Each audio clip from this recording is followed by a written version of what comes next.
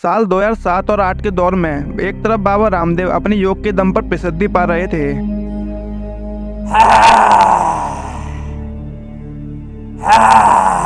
तो दूसरी तरफ राजीव दीक्षित अपने भाषणों से लोकप्रिय होते जा रहे थे।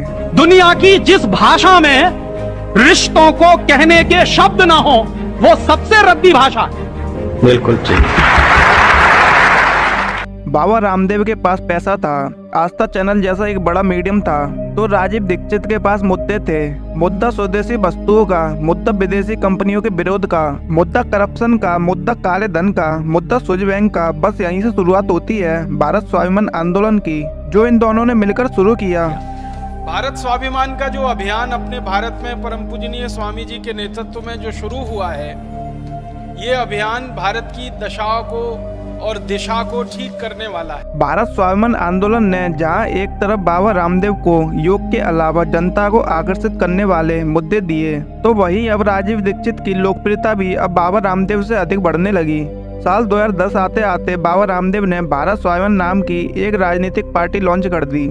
राजीव दीक्षित इस पार्टी को गांव-गांव पहुंचाने के लिए भारत यात्रा पर निकल जाते हैं और इसी दौरान छत्तीसगढ़ के दुर्ग जिले में अचानक राजीव दीक्षित की तबीयत बिगड़ती है और आधी रात होते होते राजीव दीक्षित की मौत हो गई। राजीव दीक्षित की मौत को लेकर कई सवाल उठे। कुछ लोगों ने कहा कि राजीव दीक्षित बड़ी बड़ी एमएनसी कंपनियों के खिलाफ लड़ रहे थे, इसलिए किसी बड़ी कंपनी ने साजिश रचकर राजीव दीक्षित को मरवा दिया। तो वहीं कुछ लोग कहते हैं कि बाबा रामदेव से अधिक लोकप्रियता बढ़ते देखकर कुछ लोगों ने राजीव दीक्षित को ही रास्ते से हटाने के लिए साजिश रची। आखिर क्या है राजीव दीक्षित की मौत के पीछे का राज? क्यों बाबा रामदेव पर उठते हैं कई सवाल? क्या है इस पूरे मामले की असली सच्चाई? जानेंगे आज के इस एपिसोड में। स्वामी रामदेव के चेलों ने साजिश करके राजीव दीक्षित को मार दिया।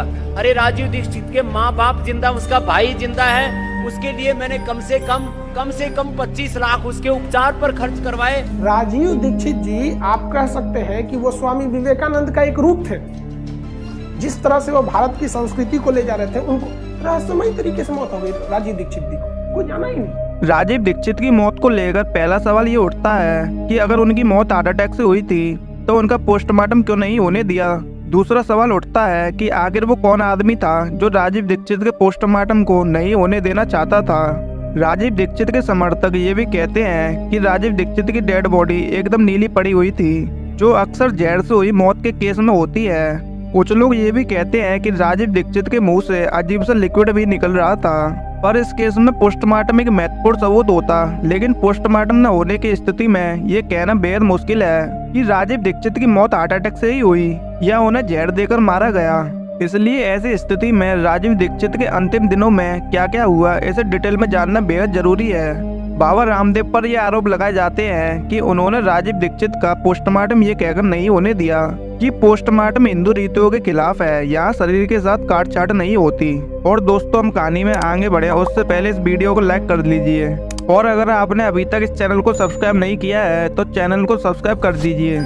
अब आगे की कहानी 4 दिसंबर 1984 की रात मध्य प्रदेश की राजधानी भोपाल में एक अमेरिकी कंपनी यूनियन कार्बाइड के कारखाने में से एक गैस का रिसाव होता है। देखते ही देखते पूरा शहर लाशों के ढेर में बदल जाता है। इन्हीं दिनों एक लड़का अपनी इंजीनियरिंग की पढ़ाई कर रहा था। भोपाल गैस राजनीति से उसके मन में इन मल्टीनेशनल कंपनी के लिए नफरत बढ़ जाती है। 1990 आते आते इस नौजवान ने भारत में बढ़ती विदेशी कंपनियों के खिलाफ कैंपेन करना शुरू कर दिया। इस नौजवान लड़के का नाम था राजीव दीक्षित। राजीव दीक्षित का जन्म 30 नवंबर 1967 के दिन अलीगढ़ जिले के अतरौली तहसील के नाहा गांव में हुआ था। इसके बाद राजीव ने इलाहाबाद के एक कॉलेज से बीटेक की पढ़ाई की। इसके 7 साल बाद यानी साल 1992 में राजीव दीक्षित ने महाराष्ट्र के वर्धा में आजादी बचाओ आंदोलन की शुरुआत कर दी। राजीव ने मल्टीनेशनल कंपनी के खिलाफ मोर्चा खोल दिया और तर्क दिया कि लिबरलाइजेशन और ग्लोबलाइजेशन के नाम पर कैसे आज भी भारत के लोग विदेशी कंपनियों के गुलाम हैं। आजादी बचाओ आंदोलन ने राजीव दीक्षित के समर्थकों का एक बड़ा वर्ग तैयार कर दिया। उनकी भाषणों की रिकॉर्डिंग की सीडी बनकर बाजारों में बिकने लगी।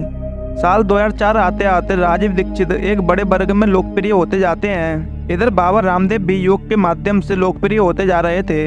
बाबा रामदेव को किसी एक टैलेंटेड आदमी की तलाश थी, जिससे वे अपना साम्राज्य योग के बाहर भी स्थापित कर सकें। उन्होंने राजीव दीक्षित का नाम और काम काफी सुना हुआ था, इसलिए वे राजीव दीक्षित से मिलना चाहते थे।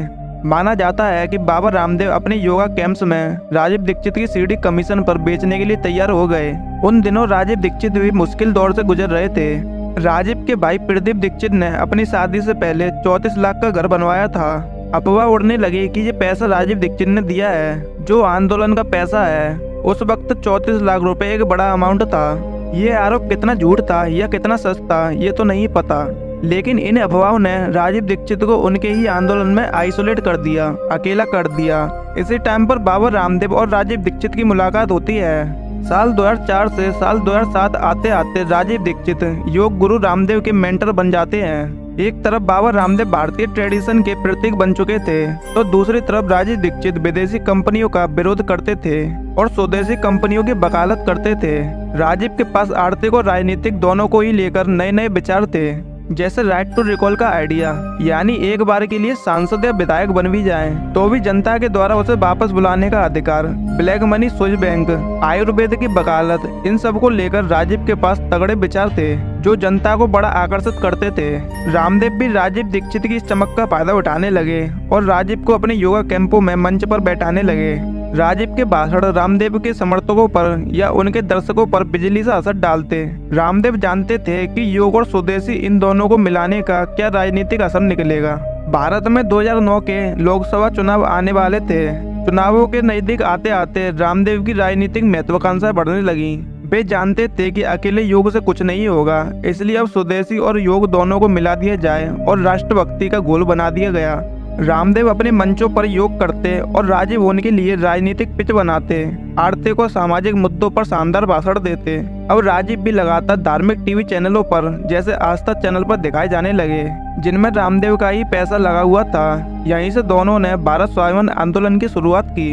इसका उद्देश्य था ब्लैक मनी से लड़ना, भ्रष्टाचार से लड़ना, विदेशी कंपनियों का विरोध करना, भारतीय कंपनियों और संस्कृति की बात करना।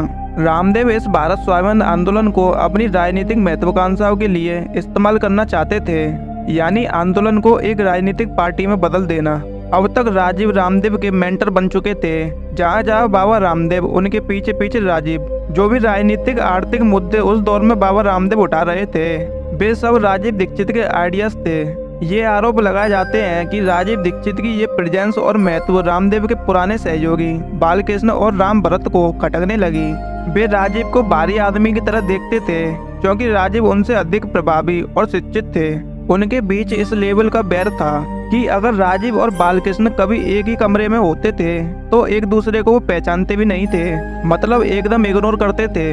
वहीं कुछ लोगों को ये भी लग रहा था कि राजीव दीक्षित की पॉपुलैरिटी बढ़ती जा रही है और सारी लाइमलाइट रामदेव से खिसक कर राजीव दीक्षित की तरफ जा रही है। इधर राजीव की पॉपुलैरिटी बढ़ती जा रही थी तो दूसरी तरफ बाबा रामदेव ने मार्च 2010 में भारत स्वाभिमान नाम से एक पार्टी लॉन्च कर दी। नई दिल्ली में अपनी पार्टी को लॉन्च करते हुए बाबा रामदेव ने कहा कि मैं देश की सभी 543 लोकसभा सीटों पर अपने कैंडिडेट्स खड़े करूंगा और यहाँ एक क्रांति होगी।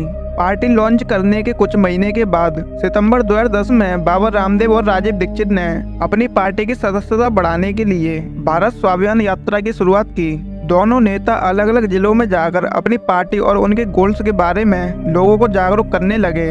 लेकिन कुछ ऐसे लोग थे जिन्हें राजीव की बढ़ती लोकप्रियता खटकती जा रही थी। ऐसा नहीं है कि राजीव दीक्षित को ये पता नहीं था कि कुछ लोगों को हरिद्वार में उनके होने और रामदेव से उसकी नजदीकी से दिक्कत है। वो इस बात से पूरी तरह अवेयर थे।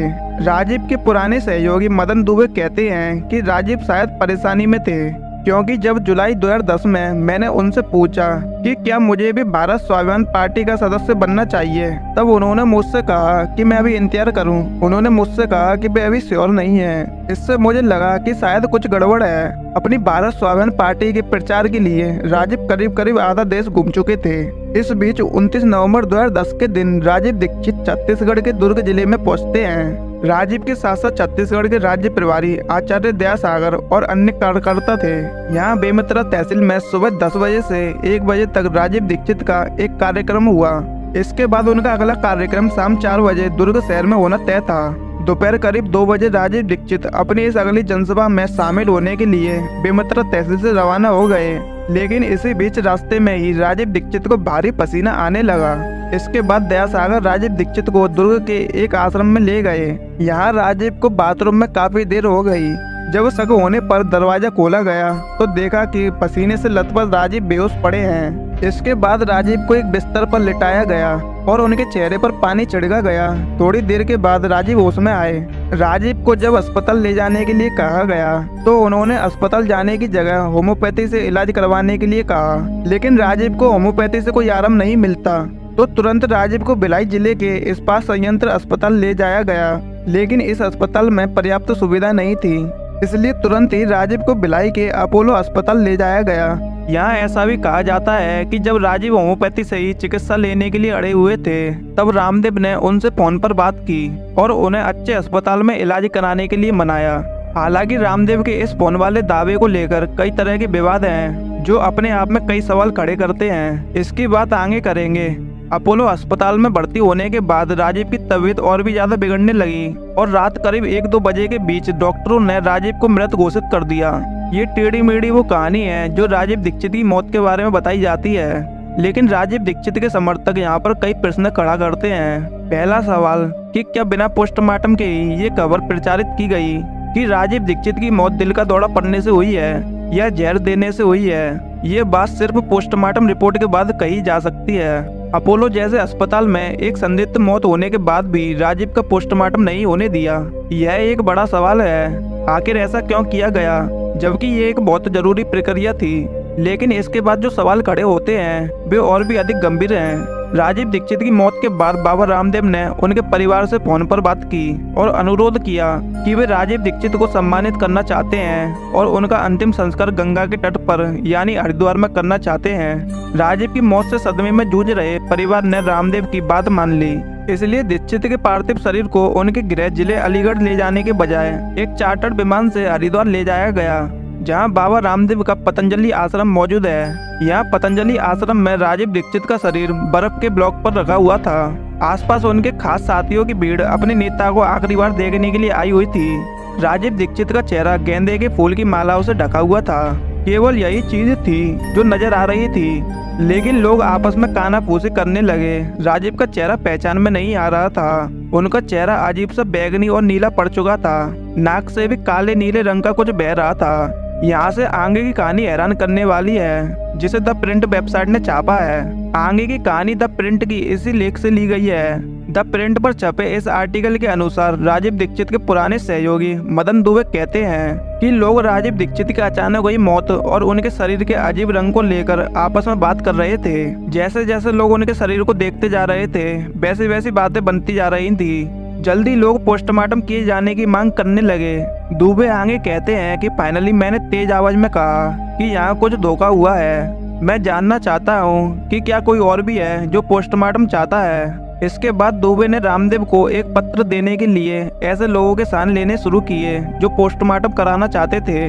करीब 50 लोगों के साइन लेने के बाद अगली सुबह करीब 6 बजे कोरे में 9 लोगों का ग्रुप रामदेव के पास एक पत्र लेकर पहुंचा, लेकिन इस ग्रुप को बाबा रामदेव के बॉडीगार्ड ने अंदर जाने से रोक दिया। राजीव दीक्षित के सहयोगी मदन दुबे ने गार्ड से कहा, ठीक है अंदर जाइए और बाबा जी को बता दीजिए कि अगर वो हम लोगों से नहीं मिलते हैं तो हम दीक्षित के मृत शरीर का अंतिम संस्कार नहीं होने देंगे।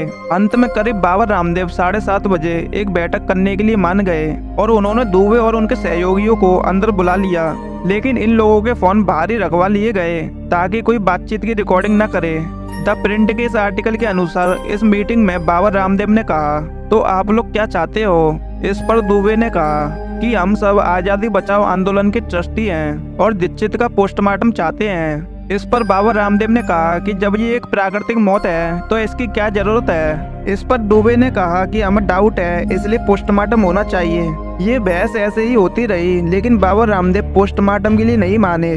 बाबा रामदेव ने कहा कि हिंदू धर्म में इस तरह की काटछाट नहीं होती, जो जैसे आता है वैसे ही जाता है। लेकिन दुबे ने रामदेव की ये बात नकारते हुए कहा कि राजीव दीक्षित का कोई धर्म नहीं था, उनका धर्म देश के प्रति उनकी सेवा थी। उन्होंने कभी भी खुद को किसी खास धर्म का व्यक्ति नहीं कहा, इसलिए आप हिंदू धर्म के बारे में चिंता न करिए और पोस्टमार्टम करवाइए। इससे सब कुछ पानी की तरह साफ हो जाएगा, जो मेरे लिए भी अच्छा है और आपके लिए भी, अन्यथा उंगली उठती रहेंगी।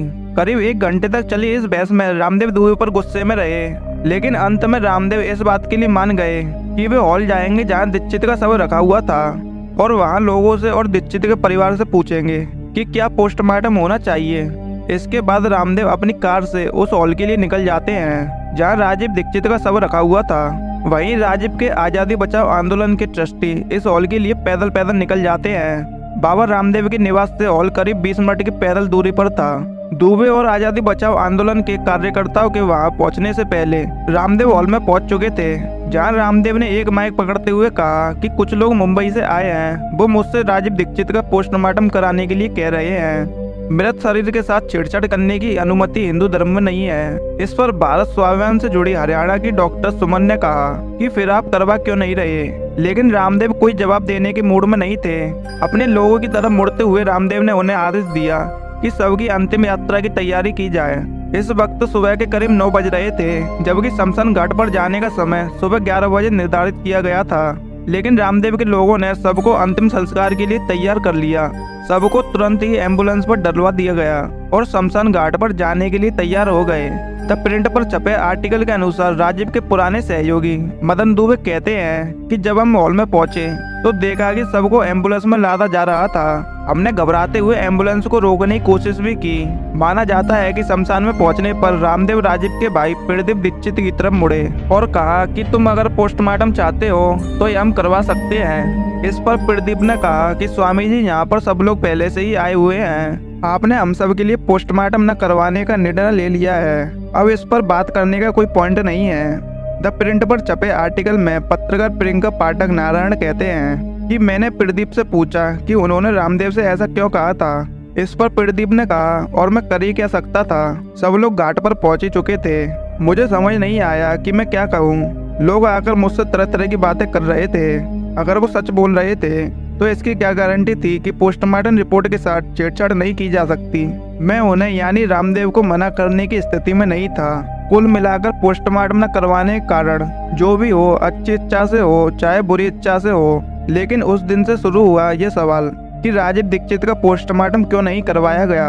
आज भी बाबा रामदेव का पीछे नहीं छोड़ता है। हो सकता है कि स्वामी रामदेव ने ऐसा अच्छे मन से ही चाहा हो, लेकिन एक ऐसे आदमी की अचानक मौत के बाद जिसके पीछे कई मल्टीनेशनल कंपनियां थी, जिसकी लोकप्रियता से भी कई लोगों को निजी चिढ़ थी, वैसे में ऐसे टारगेटेड व्यक्ति की मौत के बाद पोस्टमार्टम न हो पाना कहीं न कहीं कई सवाल खड़े करता है। खासकर राजीव के समर्थक ही कहते हैं कि राजीव की मौत के बाद उनका शरीर काला पड़ चुका था, इसलिए किसी अनहोनी की पूरी गुंजाइश भी मानते हैं। हालांकि सवाल इतने नहीं हैं, बल्कि और अधिक हैं। जैसे आस्था चैनल के माध्यम से बाबा रामदेव ने एक बार कहा है कि हार्ट अटैक आने के बाद उन्होंने राजीव दीक्षित से 4 घंटे बात की थी।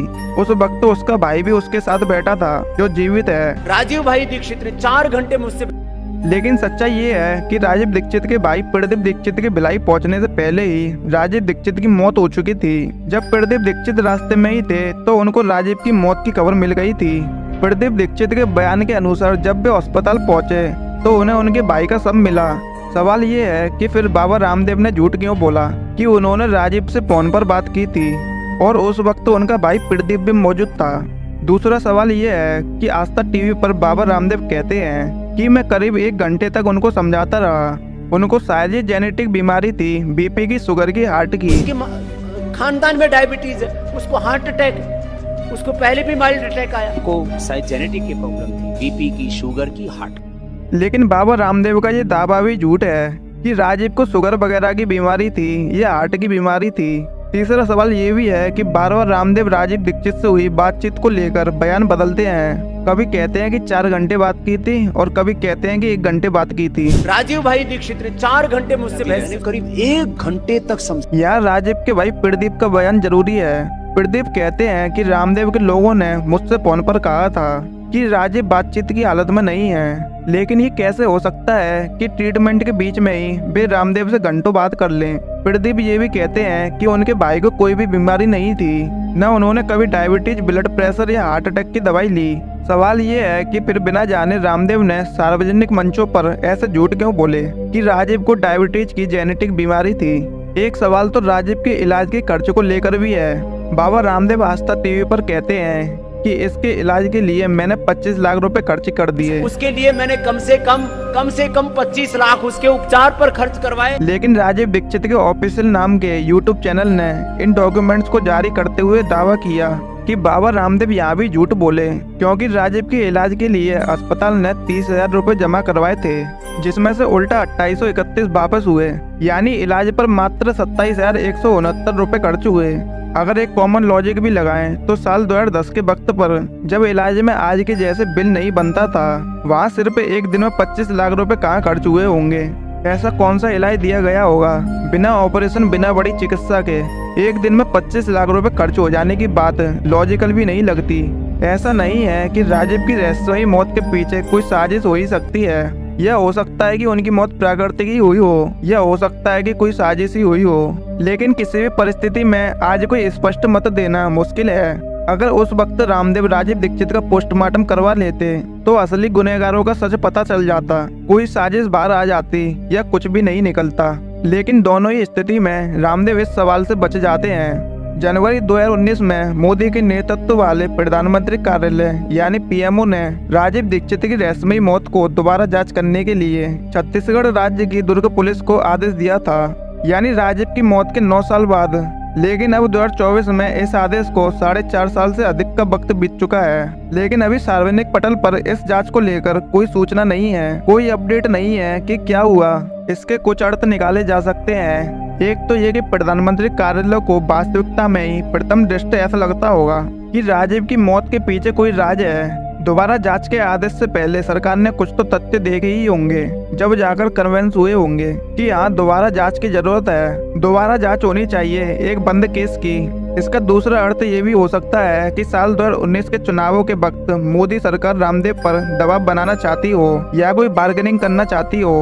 वैसे में 2 सवाल उठते हैं। पहला सवाल कि 2019 में दोबारा जांच का आदेश दिया गया, तो अब उस जांच का क्या हुआ, उसकी कोई सूचना सार्वजनिक पटल पर क्यों नहीं है। दूसरा सवाल कि क्या इस मामले में अंदर ही अंदर सेटलमेंट या बार्गेनिंग हो गई, जिस कारण इस जांच में कोई आगे उत्साह नहीं दिखाया गया। ऐसा भी हो सकता है कि इस मामले में जांच के लायक कुछ मिला ही ना हो। जो भी हो, फिलहाल ये कहानी यहीं समाप्त होती है, इस सवाल का आंसर दिए बिना कि राजीव दीक्षित की मौत कैसे हुई, अगर ये साजिश थी तो किसने की, आपको क्या लगता है। ये बात आप कमेंट बॉक्स में बता सकते हैं। आपको अगर किसी मुद्दे पर वीडियो देखनी है तो आप हमें कमेंट बॉक्स में बता दें।